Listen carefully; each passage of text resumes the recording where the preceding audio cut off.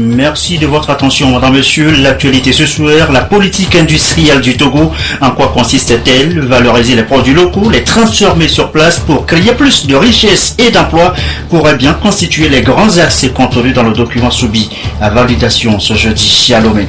Le tableau de l'activité économique extérieure du Togo en 2013. Une présentation en a été faite aujourd'hui par la BCEAO à Lomé. Les forces et les faiblesses pour plus de performance tout à l'heure dans cette édition. Enfin, c'est consommer le coup d'État, le putsch au Burkina Faso. Un nouveau conseil national pour la démocratie tient les rênes du pouvoir à Ouagadougou. Son chef, le général Gilbert Diendéré, affirme avoir le soutien de l'armée. Voilà, madame, monsieur, le sommaire, bienvenue. Voici le journal. Bonsoir à tous. À l'Assemblée nationale, tout d'abord, deux audiences à signaler. La première, Dama Dramani l'a accordée à l'ambassadeur d'Égypte au Togo. Les discussions ont porté sur l'organisation en octobre prochain en Égypte des élections parlementaires. En seconde audience, le président Dramani a reçu la Miss Togo 2015 fraîchement élue. Mademoiselle Gaëlle Yaïra Akouadjou est allée présenter, elle, son projet social au chef du Parlement. Je vous propose de les écouter tour à tour au micro de John Djoumali.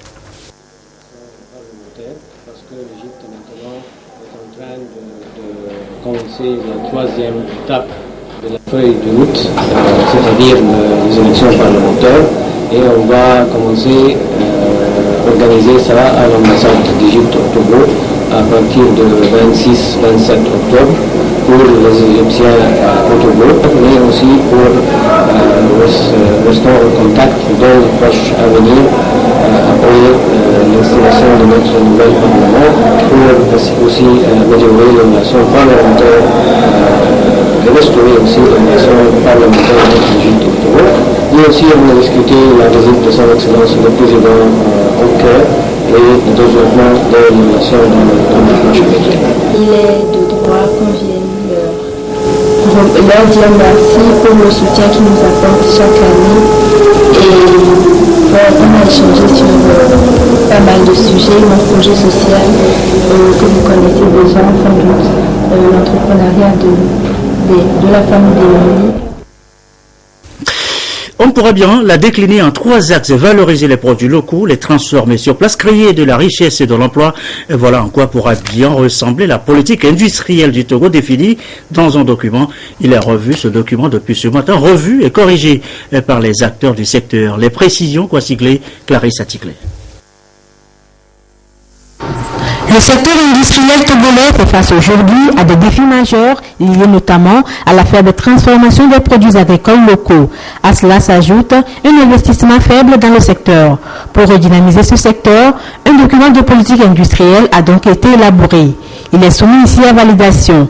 Cette politique prend en compte des solutions à ces différents problèmes et se veut un outil de création d'emplois et de richesses.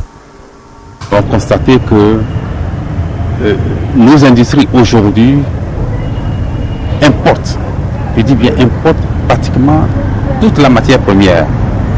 Alors qu'étant pays agricole, il est normal, et ça c'est le vœu du gouvernement, de tout faire pour que l'industrie soit vraiment le moteur qui doit faire décoller le secteur primaire.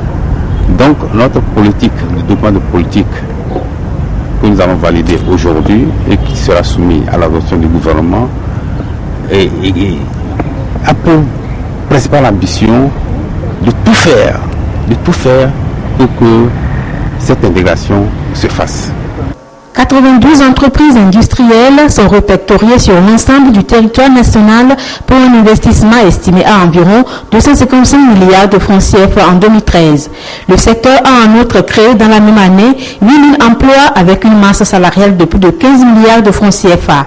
Faire davantage de ce secteur un moteur de la croissance économique fait donc partie des priorités du gouvernement togolais. En élaborant cette politique, le gouvernement a pour ambition de développer et de pérenniser une industrie nationale intégrée, compétitive sur la scène sous-régionale et internationale, respectueuse de l'environnement et capable d'améliorer significativement le niveau de vie de nos populations à l'horizon 2030.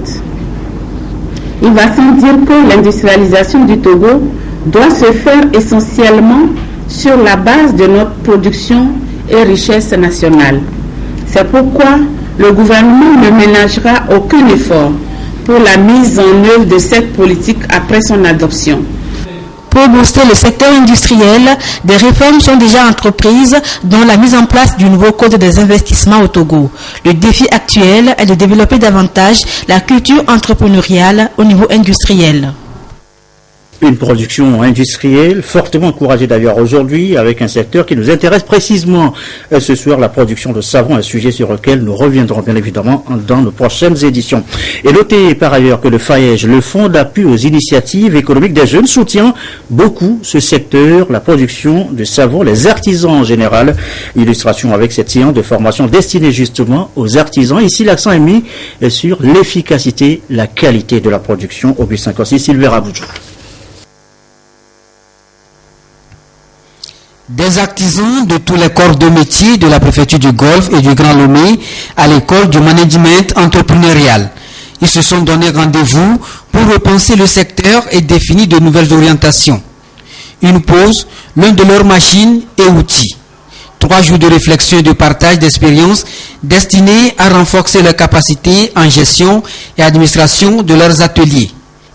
Environ 200 artisans prennent part à cette rencontre qui sera également consacrée à l'appropriation des normes d'éthique et de déontologie des métiers de l'artisanat, de même qu'à la gestion de la clientèle. Le niveau de service rendu à la communauté nationale doit être amélioré pour que les produits que nous fournissons, nous mettons sur le marché, puissent répondre aux normes internationales. On veut les amener chacun à mesurer un peu la qualité du service à rendre pour que nos produits puissent être exportés à l'extérieur, être vendus sur les marchés internationaux, tout comme nous en importons d'ailleurs. Cette formation fait suite à une série d'activités organisées par le gouvernement au profit des agriculteurs et artisans via le projet ATENS, Avançons tous ensemble. Elle a pour objectif d'instaurer la culture de l'excellence dans le secteur artisanal et renforcer la compétitivité et la rentabilité des artisans. Il est 20h08 et si on faisait un peu les comptes, à combien s'évalue l'investissement direct étranger au Togo en 2013? Questions économistes, questions posées sous thème aujourd'hui par la BCAO à Lomé en filigrane de l'activité économique au Togo en 2013. Force et faiblesse, Mathias Touglo, Carmen Madji Akapou. En 2013, l'activité économique au Togo a été marquée par la poursuite des travaux de construction et de réhabilitation des infrastructures de base et une bonne campagne agricole soutenue par la poursuite de la mise en œuvre du programme national d'investissement agricole et de sécurité alimentaire APNIASA. Cependant, le taux de croissance s'est établi à 5,3% contre 5,8% en 2012. Ceci démontre bien évidemment un déficit de la balance des paiements, c'est-à-dire que les transactions économiques du pays avec le reste du monde est marquée par une aggravation de 130 577 millions du déficit courant. La Banque centrale des États de l'Afrique de l'Ouest, BCAO, chargée de l'établissement des comptes extérieurs des États membres de l'UEMOA, propose pour cette 5e édition de la diffusion des comptes nationaux que le Togo mise sur les investissements directs étrangers, notamment le partenariat public-privé. Compte tenu de l'aggravation du déficit structurel du solde courant, il fallait réfléchir sur les moyens de le diminuer, de le réduire de façon drastique. Et pour cela, seuls des investissements peuvent le faire, peuvent accroître la production intérieure et permettre ainsi indirectement de réduire les importations et augmenter si possible les exportations. Il se trouve que la surface financière de notre pays n'étant pas si grande, il faut faire appel aux investissements étrangers. Et il vaut mieux que ce soit des investissements directs, donc c'est-à-dire que ce soit des investisseurs qui viennent investir directement pour produire plutôt que des investissements de portefeuille. Cette situation traduit la dépendance du Togo vis-à-vis de l'extérieur pour couvrir les besoins intérieurs. Toutefois, il peut être relevé que la volonté de la communauté internationale à accompagner le Togo sur le sentier de la croissance, ajoutée à la bonne gouvernance, contribue à hisser le pays sur le chemin de l'émergence. Et voici d'ailleurs une occasion pour accroître l'activité économique. La 12e foire internationale du Togo, c'est maintenant dans moins de 63 jours précisément, hasard du calendrier. Cette 12e édition coïncide avec la 4e foire régionale de l'intégration de l'UEMOA. Double événement donc, triple événement. La foire de Lomé célèbre aussi ses 30 ans cette année. La campagne a déjà commencé avec le lancement à cette fin de soirée de cette 12e édition. Esther Laclé, Félix Imdacha.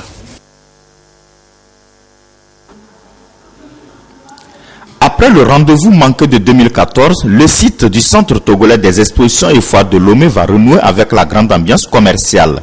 C'est à l'occasion de la 12e foire internationale de Lomé. Une nouvelle aubaine pour les échanges entre opérateurs économiques, mais aussi une occasion d'apporter quelques innovations à l'événement. Ce sera une véritable plateforme pour les opérateurs économiques, non seulement du Togo, mais de l'ensemble de la sous-région et de ceux qui nous viendront du reste du monde pour pouvoir encore une fois échanger entre eux. Il y aura également une grande conférence des chambres de commerce francophones et donc et tous ces commerçants ou bien opérateurs économiques qui viennent de ces pays également seront là pour des forums d'affaires, donc échanger entre eux et les opérateurs économiques togolais. Donc n'oubliez pas également que nous avons un espace commun pour notre thème qui porte sur les énergies renouvelables. Donc on aura également un espace pour permettre à ceux qui sont dans le domaine de l'énergie renouvelable de faire la promotion de leurs produits. La foire en poche, évidemment, c'est une application profitant de la technologie et surtout de l'informatique. Donc c'est une application et que tout le monde peut charger très facilement et qui permet quand même à ce qu'on ait toutes les informations sur la foire. À partir de cette application, on peut joindre les opérateurs économiques participants et dans leur pavillon. On peut savoir où ils sont localisés. Donc de votre maison, vous pouvez facilement localiser leur emplacement et venir chercher. À cette rencontre d'information, la nouvelle est tombée. L'événement va être couplé de la 4e foire régionale de l'intégration de l'UEMOA. Nous mettrons tout en œuvre pour que les entreprises togolaises puissent participer à cette foire d'intégration pour un brassage. Vous savez que 8 pays de l'UEMOA vont venir pour participer à cette foire. C'est les hommes d'affaires de tout horizon qui viendront. Pour cela, c'est une grande opportunité pour nous, opérateurs économiques togolais. Ce carrefour d'affaires, Madame la ministre en charge du commerce souhaite le voir aller au-delà des produits artisanaux et du textile. Sans minimiser l'importance de ces produits dans nos économies nationales, nous estimons pour notre part qu'à l'aube de l'application des accords des APE, qu'il est donc temps d'accorder une place de choix aux produits industriels, semi-industriels et aux services et surtout ceux admis au schéma de libéralisation dans nos foires régionales afin de les faire connaître et d'encourager leur consommation par nos populations. Plus de 25 pays sont attendus à cette rencontre commerciale avec plus de 1000 exposants. Le directeur du CETEF a invité les exposants à confirmer leur participation et les sponsors à renouveler leurs contrats. Pour bientôt donc cette 12e foire internationale de Lomé. Nombre d'entreprises d'ici et d'ailleurs sont attendues. Et une entreprise, on le sait, ça crée de l'emploi, de la richesse. Mais ce qu'on ne dit pas souvent, eh bien, c'est qu'une entreprise, ça pollue aussi. C'est ce qui pose aujourd'hui, au regard de l'actualité, la question de la responsabilité sociétale des entreprises. La toile de fond d'ailleurs de la première édition du forum RSE Togo 2015, ouverte ce jeudi à Lomé. Sonia Bédiko, Charlotte Moussime. Premier forum RSE au Togo. La responsabilité sociétale des entreprises RSE est une démarche volontaire par laquelle l'entreprise mène des activités en faveur de la société et de l'environnement. Ici, les opérateurs économiques s'approprient ce concept qui doit dorénavant guider leurs actions. À cette première édition, la base sera posée dans la perspective de construire sa performance économique autour du bien-être social et environnemental. il y va de la compétitivité de l'entreprise, il y va en matière de maîtrise des coûts de production, mais d'augmentation de la productivité, et aussi de maîtrise des risques liés aux activités en matière de santé, de sécurité, des droits des travailleurs. Une entreprise qui met vraiment en œuvre cette politique RSE sur l'aspect social permet à ses collaborateurs vraiment d'évoluer, de travailler dans de bonnes conditions et d'être beaucoup plus productifs. Des actions sont entreprises par le gouvernement pour amener les entreprises à s'inscrire dans le processus du développement durable dans l'esprit de cette responsabilité qui leur incombe. Sur le plan stratégique, nous avons au niveau de la SCAP des mesures qui évoquent la responsabilité sociale de l'entreprise. Le Togo a adhéré à l'ITIE et aussi le Togo a une stratégie nationale de développement durable. Aussi sur le plan de législation, il y a la loi 4 sur l'environnement qui consacre des mesures incitatives pour les entreprises qui adoptent des méthodes propres. La RSE est une nouvelle approche dans les pays en voie de développement après avoir fait ses preuves en Occident. Elle incite les entreprises à s'engager à travers leur politique sociétale et à œuvrer en partenariat avec les institutions publiques pour un développement durable. L'actualité, c'est aussi cette importante prise du service de contrôle et de la concurrence de la répression des fraudes. Vous allez le voir, des stocks de produits contrefaits. Le faussaire, une Nigérienne résidant à Lomé. Reportage Eric Djanepo, Prudence Zissou. Cette maison de location, située à Aguiakome, transformée en une véritable usine de fabrication de produits cosmétiques et alimentaires avec imitation de marques commerciales. Des savons de Marseille, notamment Cadeau, Tempo et autres produits alimentaires. Une descente inopinée des agents du service de contrôle de la concurrence et de la répression des fraudes du ministère du Commerce a permis de démanteler le réseau.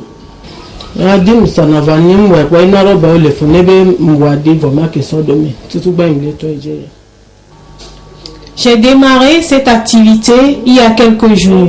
Je sais qu'elle est illicite. Nous vendons le sachet de 40 à 8 000 francs. Je laisse les autorités décider de la suite.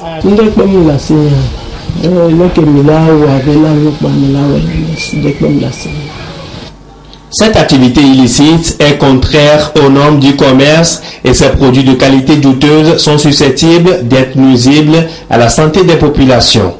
Elle fabrique les savons elle-même et là les emballages de marques Cadeau, Tempo, qui sont des savons d'origine ivoirienne. Donc elle possède à l'emballage elle-même. En dehors des savons, on a vu des boissons énergétiques qu'elle fabrique elle-même. On a même vu des farines qu'elle fabrique ici. Et le compte, c'est que la dame n'est pas connue de nos administrations.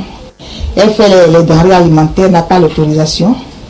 Et elle fait le blé, alors qu'il y a des tests qui régissent la fabrication et la commercialisation du blé. Nous sommes en train de démanteler le réseau au sein duquel des produits contrefaits sont mis sur le marché au détriment de la santé de la population togolaise. L'opération consiste à préserver la santé des populations des dommages que cela pourrait engendrer. Ces formes de contrefaçon sont interdites et punies par la loi. Et la ministre en charge du commerce lance un appel aux opérateurs économiques à se conformer aux dispositions qui régissent les activités commerciales au Togo.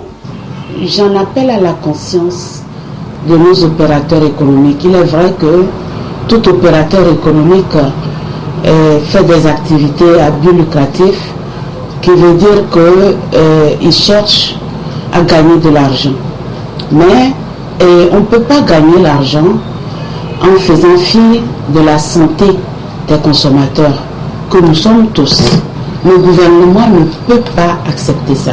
Le gouvernement a la responsabilité de la santé de nos consommateurs et pour ça, nous voudrions appeler tout le monde à la conscience citoyenne de nous saisir. Quand ils se rendent compte de ce genre de choses, qu'ils nous saisissent. Nous avons des éléments, des gens, des contrôleurs qui iront immédiatement faire leur travail. Les produits contrefaits encore en stock ont été saisis et seront détruits. La suite de cette affaire est confiée à la justice et un appel est lancé à l'endroit de la population qui doit être vigilante et dénoncer ces cas d'activité illicite. Quand vous avez de la chance, ces produits contrefaits ne vous font rien, au pire, ils vous tuent. Voilà qui nous amène à parler santé, la médecine d'urgence, notamment avec des techniques plus élaborées en anesthésie, réanimation.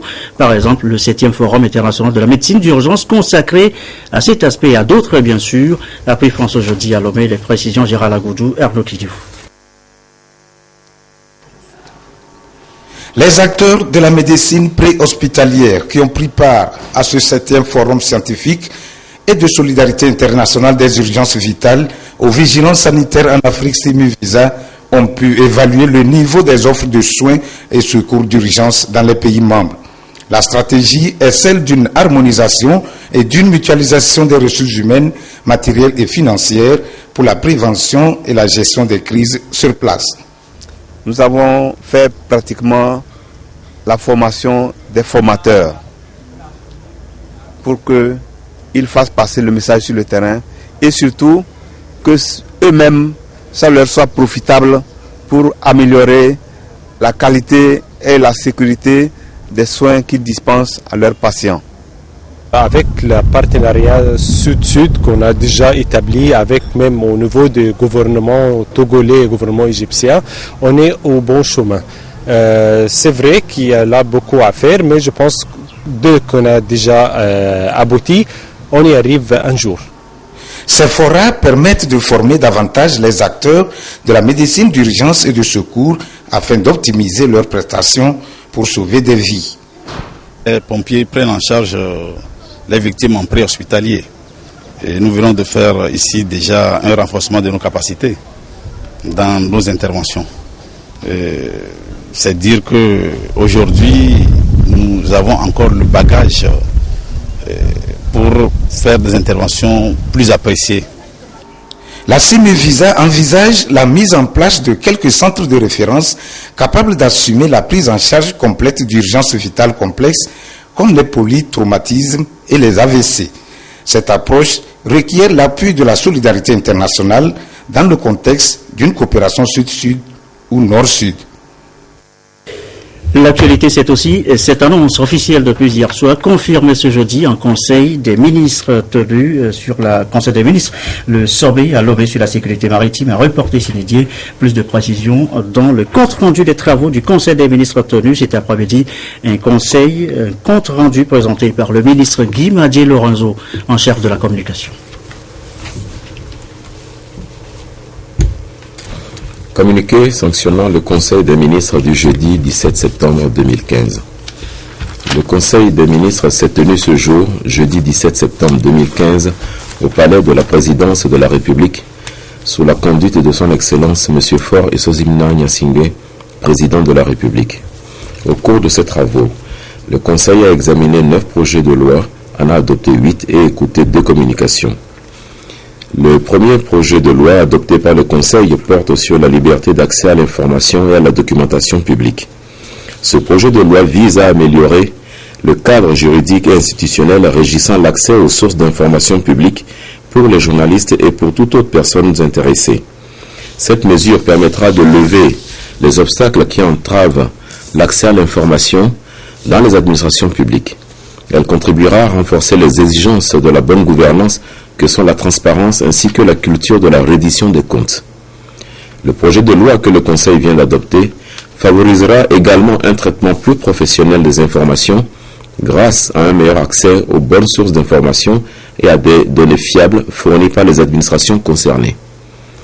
Le deuxième projet de loi adopté ce jour par le Conseil porte sur la ratification du protocole de 2005 relatif à la Convention internationale pour la répression d'actes illicites contre la sécurité de la navigation maritime.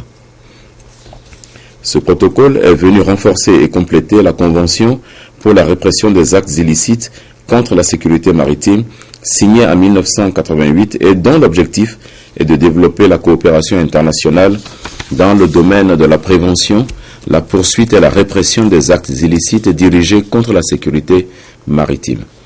Il faut noter que ce protocole élargit le domaine de compétences des États signataires en y incluant la lutte contre les actes terroristes. En demandant la ratification du protocole de 2005 relatif à la Convention internationale pour la répression des actes illicites contre la sécurité de la navigation maritime, le Conseil des ministres entend doter notre pays d'un cadre juridique lui permettant d'élargir ses compétences pour mieux protéger les navires battant ou non pavillon togolais sur nos côtes, dans nos eaux territoriales et en haute mer. Dès la ratification de ce texte, nos services compétents seront en mesure de monter à bord d'un navire battant pavillon d'un autre État s'il existe des indices concordants indiquant qu'une infraction est en voie de préparation ou sur le point d'être commise sur ce navire étranger. Le troisième projet de loi adopté par le Conseil porte ratification du protocole de 1973 relatif à l'intervention en haute mer en cas de pollution par des substances autres que les hydrocarbures. Ce projet de loi vise à mieux protéger notre environnement marin en dotant notre pays des outils juridiques qui étendent son domaine de compétence aux accidents en mer causés par des substances chimiques autres que les hydrocarbures. Le texte dont la ratification est sollicitée complète en effet la Convention de 1969 dont l'application se limitait uniquement aux accidents entraînant ou pouvant entraîner une pollution par les hydrocarbures. Avec le développement du transport maritime et la diversification des cargaisons, notre pays a besoin de ratifier le protocole de 1973 pour mieux protéger le milieu marin et la santé humaine en cas de catastrophe, liée notamment à des substances chimiques autres que les hydrocarbures.